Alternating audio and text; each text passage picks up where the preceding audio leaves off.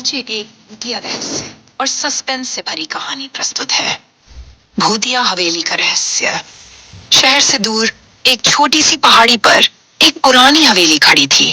कहते थे कि वहां कुछ अनहोनी घटित हुई थी। लोग हवेली के पास जाने से भी डरते थे। वहां से गुजरते समय भी लोगों को अजीब आवाजें सुनाई देती। कहानी की शुरुआत। सिमरन, एक जिज्ञासु युवती जो पत्रकार थी, इस हवेली के रहस्य का पर्दाफाश करना चाहती थी। वह अपनी टीम के साथ उस हवेली में रात बिताने का फैसला करती है। उनके साथ दो दोस्त करण और नेहा भी चलने को तैयार हो गए। पहली रात हवेली में कदम रखते ही उन्हें भारीपन महसूस हुआ। हवेली के पुराने फर्नीचर और धूल भरी दीवारें अजीब तरह से खामोशी बयां कर रही थीं। अचानक एक दरवाजा अपने आप खुल गया। सिमरन ने दरवाजे के पीछे देखा तो एक पुरानी डायरियां पड़ी थीं। डायरी में लिखा था, इस हवेली में रहना एक श्राप है। मेरी बेटी अनुष्का का कोई पता नहीं। हर रात उसके रोने की आवाज हवेली में गूंजती है। डायरी पढ़ते ही नेहा के हाथ में कुछ छूटा।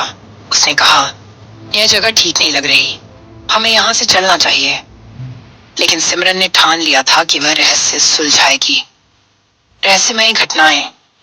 रात के समय कर्ण ने हवेली की दूसरी मंजिल से किसी के चलने की आवाज सुनी। जब वे ऊपर गए तो एक पुराना झूला अपने आप हिल रहा था। अचानक एक लड़की का साया दिखाई दिया। उसने कहा, मुझे यहां से मुक्त करो। सच सामने आया। अगले दिन सिमरन को हवेली के तहखाने में एक छिपा हुआ कमरा मिला। वहां एक खंडहर के नीचे एक पुराना कंकाल मिला। पास ही एक लॉकेट था जिसमें अनुष्का का नाम लिखा था।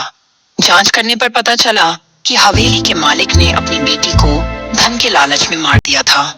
उसकी आत्मा तब से भटक रही थी। अंत। सिमरन ने अनुष्का की कहानी सार्वजनिक कर दी। हवेली में अनुष्का की आत्मा की शांति के लिए पूजा रखवाई गई।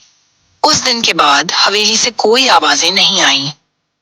लेकिन एक सवाल आज भी लोगों के दिल में था, क्या वाकई अनुष्का की आत्मा मुक्त हो गई थी या फिर वह कहीं और किसी नई कहानी का इंतजार कर रही थी?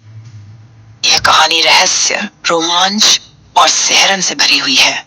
अगर आपको यह